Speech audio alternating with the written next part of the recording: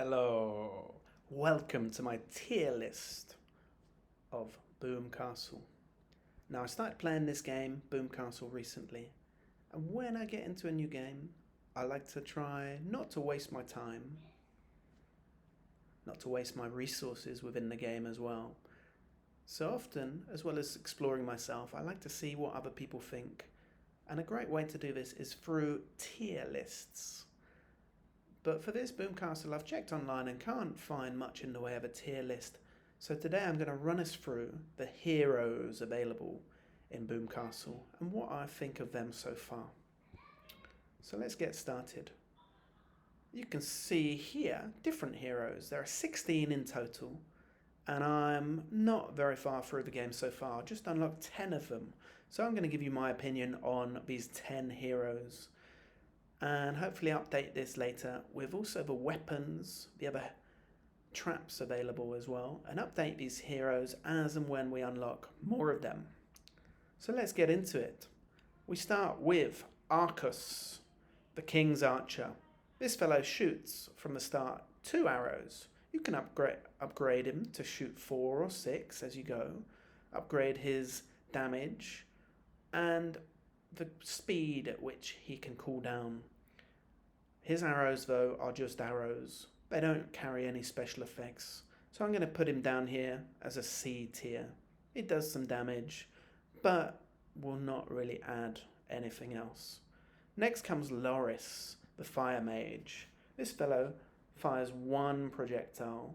You can upgrade him, though, like anyone else, to increase the damage, reduce the cooldown, but especially to make his projectiles explode, and then to make him fire more projectiles at once. So he quickly becomes pretty elite for defeating those orc enemies.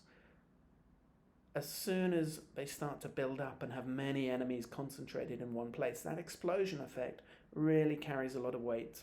So I'd say he's certainly A tier, maybe even S. Let me know your opinion of Loris down in the comments. Next comes Kazak, the Ice Archer. So similar to Arcus, he fires arrows, but this guy has icy arrows, so they can slow down enemies. He fires 1 arrow to start, and then you can make his arrows fire multiple times, and even to penetrate through enemies. I found he can really do some high damage, so I'm going to put him up here in A tier. Next comes Fulgur, the Lightning Priest. He fires a bolt of lightning. You can make him fire 2 bolts in a row. Whoosh. And these bolts can hit multiple people if they're concentrated in one area together. I'm a bit undecided on him so far. He's definitely at least B tier, but sometimes at the end of my battles, he has come back with super high damage. So perhaps he could even be upgraded to A tier, maybe even S tier if you use him well. Let me know. Next comes Cornelix, the Frost Mage. We're going to be hard pressed really to have anyone else down here in the C tier with Arcus. Cornelix at least offers freezing with his projectiles. You can make him fire multiple projectiles, and they do a bit of lasting damage to an area of people. So I'm going to put him here in the B tier. Next is Zarist, the Dark Laser Mage. This guy's pretty cool because as soon as he finishes off one enemy, he'll switch on to the next one. His only weakness is that he takes a while to cool down. But used in conjunction with other guys, he can be really, really helpful. I'm going to put him up here in the A tier as well.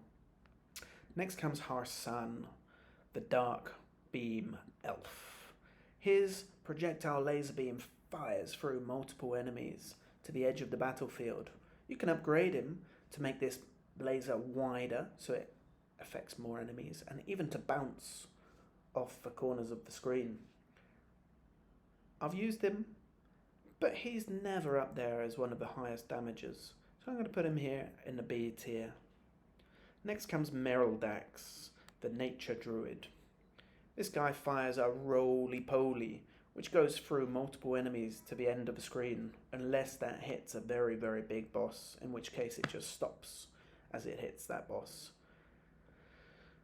I've used him in conjunction with a bunch of others. And although he doesn't hit flying enemies, his roly-poly rolls on past enemies. And so I'm going to roll him all the way up here to the S tier, as he can do really, really high damage. Next comes Forgar, the Thunder Warrior. You guys are going to have to enlighten me a little bit on this fellow, because I haven't used him that much, and when I have, I find him a bit underwhelming. His lightning attack can bounce from one to the next enemy, but I find he doesn't do that much damage. You can see here though, I've got him at just level 1. So let me know guys if you think I need to upgrade him, use him to his full potential, as I'm not truly yet. And lastly for me comes Vortexia, the Tornado Mage. She fires a tornado, rolling from one to the next enemy. This tornado can bring the enemies together, closely bunched. So if you use her in conjunction with others who can do area damage, they can be really useful together. I'm going to stick her up here in A tier, as often when I've used her, it comes back that she can do really good damage in the right situation. Let me know guys. I'm wondering, often I like Loris and Kazakh. Maybe I would even move those up to the S tier. But I suppose there's plenty of room for these unlocked fellows to make it into that S tier as well. Stun, Electrix, Nardin, Euron, Lord Edward, and Ignis to come. That's it. Maybe I'll update that with other heroes in the future, also with the weapons and the traps. For now, peace. Love you all. Bye bye.